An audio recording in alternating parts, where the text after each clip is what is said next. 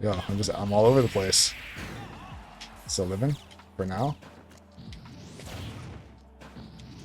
It's just a prank. It's just a prank. It's just a Oh, prank. Do you have more questions that you want to go over, or how far into the questions are we? um, there's one left, and it's about playing neutral specifically against sword characters. Because I Okay. feel like I just get boxed out and I have like no idea what to do. So against sword characters, I can say this very quickly and easy, I guess. Sword characters, the way that they're designed is that if they swing, the swing might happen quickly, but when they swing, they're open for a pretty long time. As far as if they happen to miss a forward tilt or an up tilt, they're pretty much wide open. As far as down tilt, I'll say for like Marth, Lucina, Roy, stuff like that, their down tilt is quite fast and it's quite safe. But as far as being able to punish it by running up, all you have to do is come over the top and now make them decide, are they going to run up and down tilt you and get punished super hard with like a landing down air, or are they going to go in for a forward tilt and potentially get whiff punished by hitting your shield and going for like a fair at a shield, right? I can also say with regards to sword characters, you have to play very, very slowly against them. You're not going to get tons of opportunities to get in because if it's a good player playing with a sword character, they are going to swing when it actually makes sense. They're not going to just go crazy because they feel like it. So as far as, at least for me, I've never had a problem with sword characters because I feel like you have to play very, very slowly. And I already do play quite slowly. Right? My natural play style is bait and punish or defense. I don't really like to run at people and just go crazy because I just know it doesn't work, right? It's the same thing for me with like even like back when I played football. I don't just run at my defender and try and run through them. It's like, okay, that might have worked, but if they just wrap their arms around me and we both go down, even though I ran them over and it was hype, I still got taken down. So that was the wrong thing to do. Versus if you go around someone and you're fast, you can just score, right? Or get much more yardage out of that. So with regards to sword characters, you have to be bobbing and weaving in and out of their space as much as you possibly can. If they happen to make a mistake or they jump in with something and they're wrong, if they happen to land on your shield, then you can start getting your grabs or your nades out of shield or whatever you'd like. I would say if you can get a sword character to start going for tomahawk grabs, you are now basically open to start jumping at them like this, right? Or for nair or for back air or whatever you want. Or running in and going for an up tilt, dropping shield early and going for an up tilt, right? Out smashing. Most sword characters have either no grab combos or very few grab combos, and they basically all have they don't have kill throws either. So of course, for like Marth and Lucina, they have Shield Breaker, but anybody else does not have the ability to just break your shield for free. Maybe a limit cross slash after like an F smash or something like that, or a backer on your shield that might break your shield. But most sword characters cannot make a living off of getting grabs only. If you can make them believe that they have to start going for grabs or tomahawk grabs or whatever, then the game opens up much more for you. If you just try and hold forwards against them and say, oh, if I get in and do my combo for 60, it's all worth it. It's like, well, they can just forward tilt you and do 12 every single time. So it's not worth running into that. I feel like the entire session has led to the same answer, realistically, which is just playing slower. Combo optimization or move selection optimization, of course, is a pivotal part, and you can do that fast or slow. But as far as making your hits matter as much as they possibly can. So if I get in, let's say if I'm playing against a sword character like Sephiroth, if I get in and I just hit him with a dash attack, it's kind of a waste, right? If I can hit him with Yeah. something that's going to combo and give me 30 or 40 and then I can run away from him, then I'd rather do that. You're probably not going to get a huge combo on Sephiroth and then just destroy him because he can recover from basically anywhere. If he has one wing angel, he can kill you while recovering. It's not worth trying to deal with, right? You can try and get off stage against him like before he uses his Octo Slash, but even then he can try and suicide and kill both of you, like hit you into the stage. He's gonna die anyways. So it's very, very hard to deal with. You can use your laser a lot more. That's one thing I do for sure against sword characters is try and use laser to cover the ground so they do have to jump in. So if I'm shooting lasers at like a Roy or a Lucina or whatever, if they decide to run and jump over my laser, if they anticipate it incorrectly, I'll stop shooting my laser and then I'll run up and I'll shield. At least in the beginning phases of the game. I'll run up and shield. They land on my shield with either a forward tilt or sorry, a fair or a nair or whatever. If it's Roy, he's probably going to go shield or sorry, fair into down tilt, fair into jab, fair into forward tilt, fair into double edge dance. Or if he's more experienced, he might go, let's say, fair into like dash away. And if I try and grab him right there, then he'll dash away, turn around side B. I'll have to try and pay attention to those patterns. And as the game goes on, or as the set goes on, I have to memorize all those things, right? We're kind of at a disadvantage as far as not having a disjoint or having the speed, but we do have the combo potential and also the edge guarding.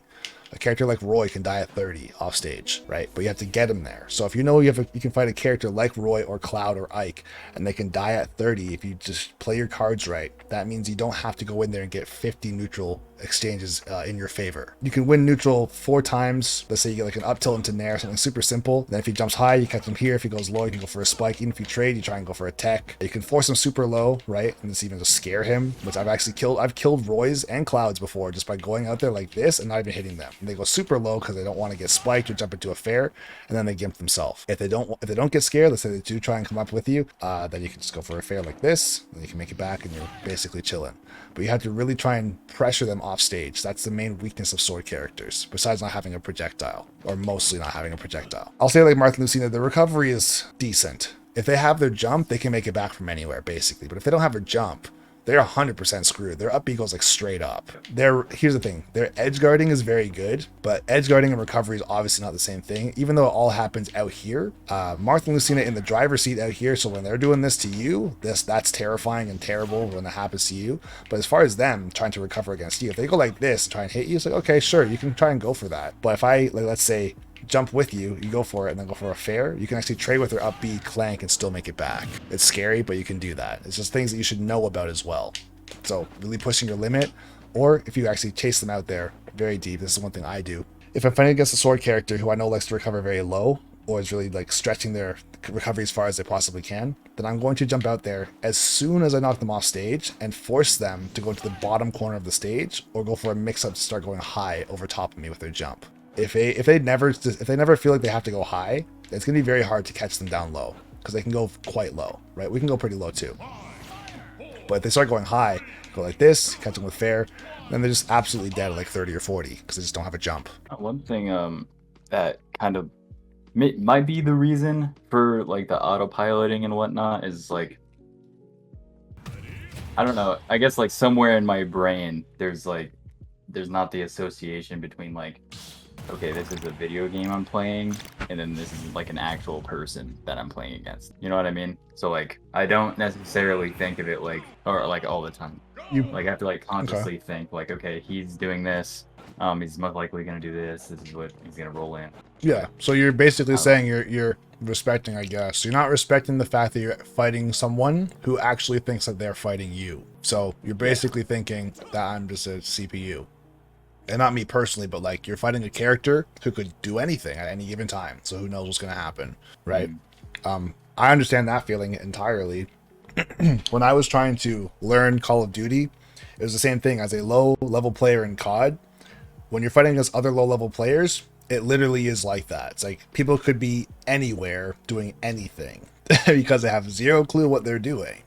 So it's like literally bots. 100%. At that point, yeah. Because it's like, oh, I'm going to just, like, I don't know, run through this field, and there should be no one around, but there's just a person in a bush with a rocket launcher. It's like, why? Yeah. What are you doing here? You decided to come home from work to get on this game, to sit in the bush in the middle of the open with a rocket launcher to get 1 kill, and now you're going to die right after. Was it worth it? Apparently, yes. So that's the thing. I guess better level, if you're playing in a better lobby or better players against better players, that will never happen. You will never have to worry about someone in a corner with a rocket launcher who's been sitting there for the last 15 minutes without their loadout because they're too scared to go get money because they're scared. This will never happen. Like, that's the thing. There's no consistency or structure versus low level players in any game. So if you fight against someone's like, oh, he could just randomly, like, let's say, I don't know, I'm gonna just neutral get up F smash, because why would you not do that? It's like, well, as a high-level player, I would know that if I were to do this into this, if you were to shield that, you could do the exact same thing to me and just kill me, because I'm at the edge of the stage.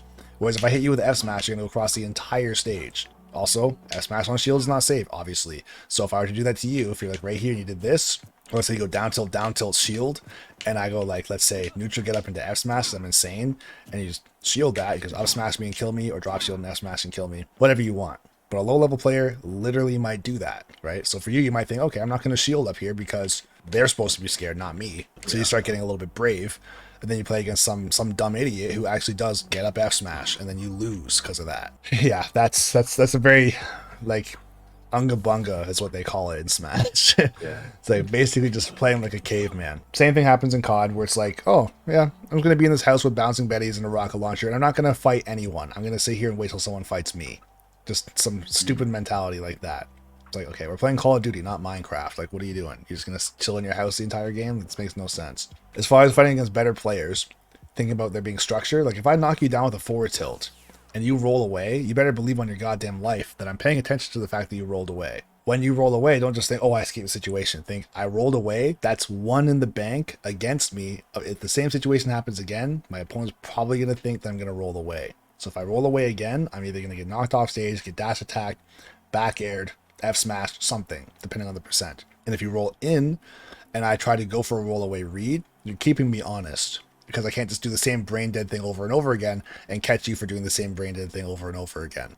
If you roll in or do get up attack, let's say I knock you down and sort of push you and you'll forget up attack, say, okay, you're actually paying attention to what's going on. If you're not paying attention to what's going on, you'll roll away again because you believe that I'm not good enough to realize that when I went like this last time to catch you for rolling in and you didn't do it and you adjusted and rolled away, I'm not good enough to realize that I have to adjust to what I did. So instead of like doing this, I go like this and I catch you.